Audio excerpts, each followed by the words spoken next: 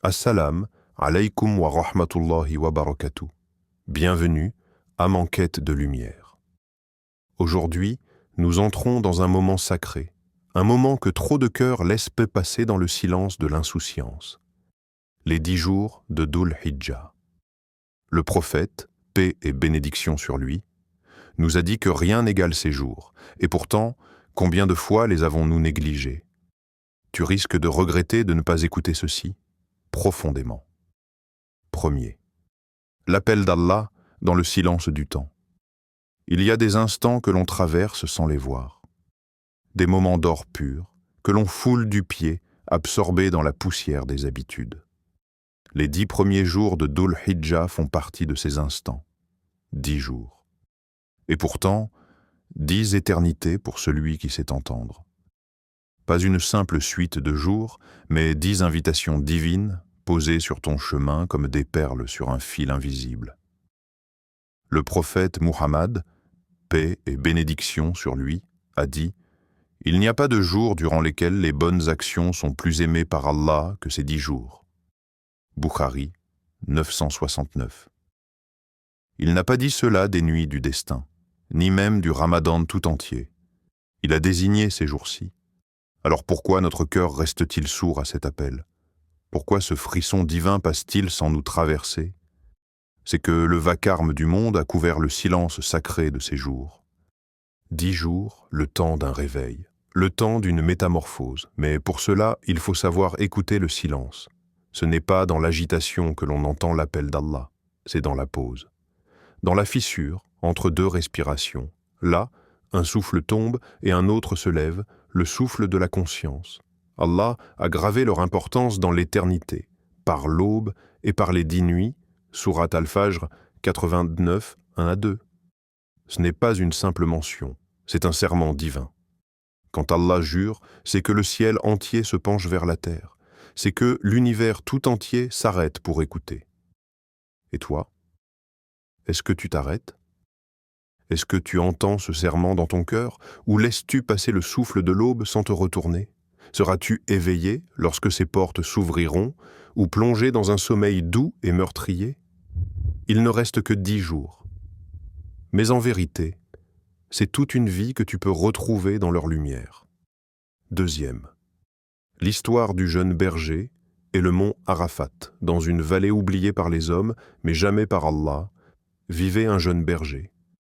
Chaque jour, ses pas suivaient les sentiers familiers des collines, ses yeux habitués au vert des pâturages, ses mains calleuses par la solitude.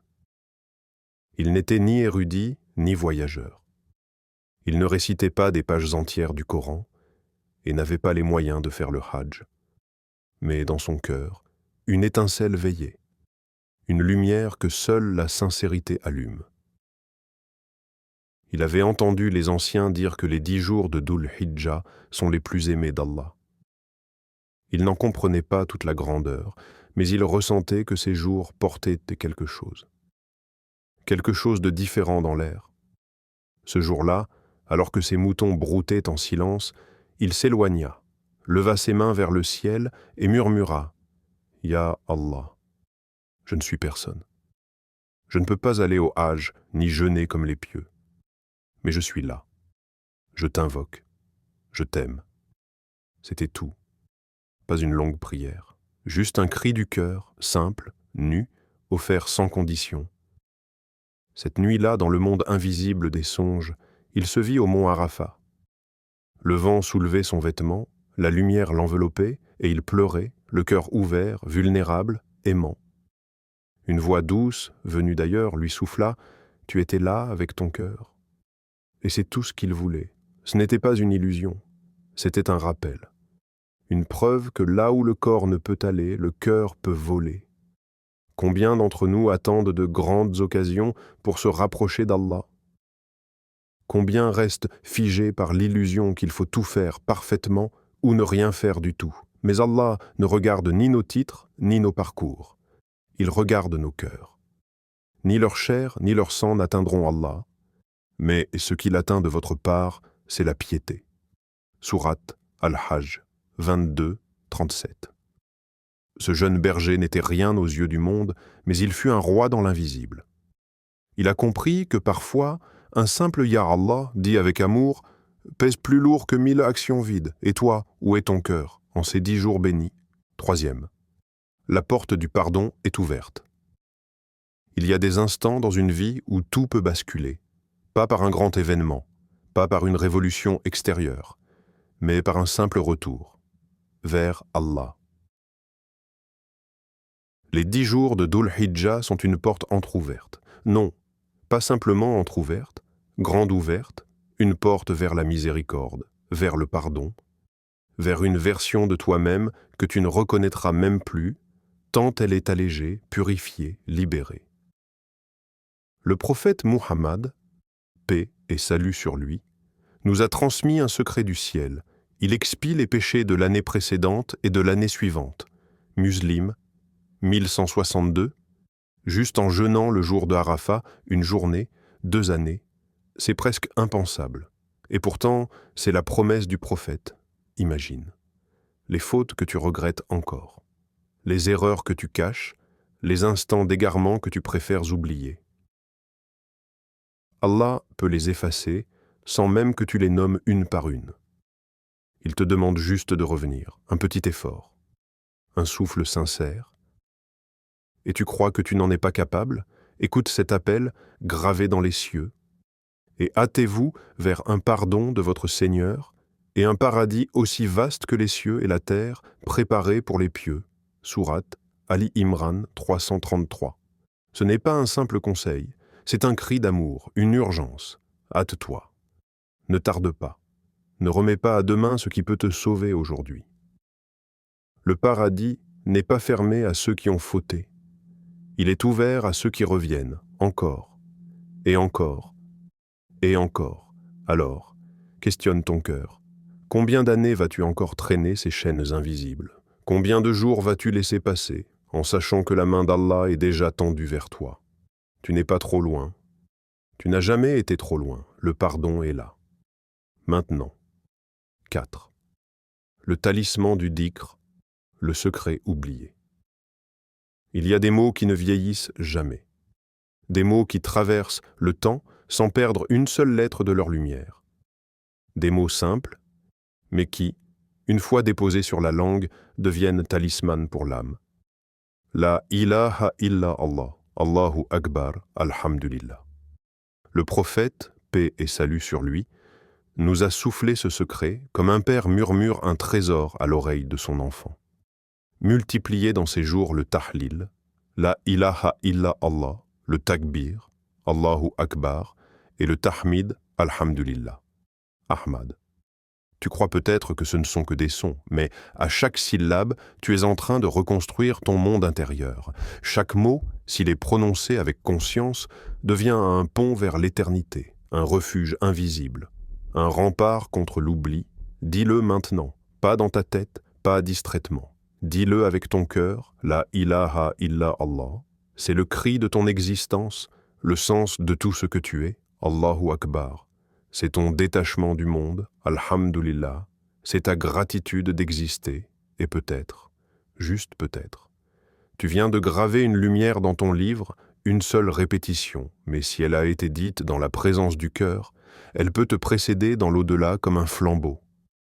Le Coran l'a dit avec une douceur infinie, ceux qui ont cru et dont les cœurs se tranquillisent à l'évocation d'Allah. N'est-ce point par l'évocation d'Allah que se tranquillisent les cœurs?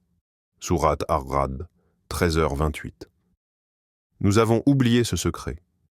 Nous avons remplacé le dhikr par des bavardages, des écrans, du bruit, mais l'âme, elle, n'a jamais cessé de le réclamer. Reviens. Reviens à ces mots. Pas avec la langue seulement, mais avec ton souffle, avec ton silence, avec tes larmes si besoin. Car dans ces mots, il y a ton retour. 5e. L'animal sacrifié, le cœur purifié.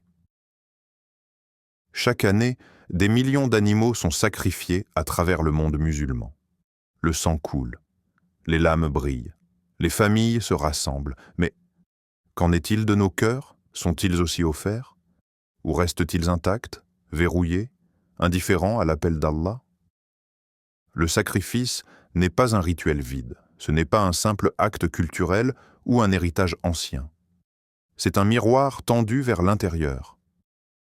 Une question posée à l'âme: qu'es-tu prêt à abandonner pour Allah? L'agneau, la chèvre, le bœuf ne sont que des symboles. Ce qu'Allah attend, c'est ton intention, ta piété, ton souffle sacré au moment où tu offres. Le Coran le dit avec une clarté qui transperce: ni leur chair ni leur sang n'atteindront Allah, mais ce qu'il atteint de votre part, c'est la piété. Sourate Al-Hajj 22, 37. Ce n'est pas l'animal qui monte vers les cieux, c'est ce que ton cœur abandonne à Allah. Ton ego, ton orgueil, ton attachement au monde, tes rancunes, tes habitudes cachées, es-tu prêt à les égorger? Ibrahim, paix sur lui, a été prêt à sacrifier ce qu'il avait de plus cher, pas un mouton, son propre fils. Et Allah lui a répondu par sa miséricorde, en remplaçant l'épreuve par un sacrifice. Toi aussi, tu as quelque chose que tu refuses encore de déposer, une chose que tu retiens, par peur, par orgueil, par attachement. Et si c'était cela ton véritable sacrifice? Alors je te pose cette question, pas pour t'effrayer, mais pour t'éveiller. Et si cette année était la dernière fois que tu voyais Dhul Hijjah, que ferais-tu différemment? Que purifierais-tu? Qu'offrirais-tu à Allah sans retour? Le sang de l'animal coule vite, mais le cœur peut mettre toute une vie à s'ouvrir. N'attends pas que le temps te ferme la porte. Offre ton cœur, aujourd'hui. Réveille ton âme avant qu'elle ne regrette. Ces 10 jours sont une invitation personnelle d'Allah. Ne les traite pas comme un simple calendrier. Ils sont un appel, un cri doux de ton Créateur. Ô toi, âme apaisée, retourne vers ton Seigneur, satisfaite et agréée. Entre donc parmi mes serviteurs et entre dans mon paradis. Sourate Al-Fajr, 89, 27 à 30. Assalamu alaykum wa rahmatullahi wa barakatuh. Rappelle-toi de t'abonner, pas pour moi, mais pour ne plus manquer les rappels qui pourraient sauver ton cœur. Et partage, car peut-être, ce message sauvera l'âme de quelqu'un.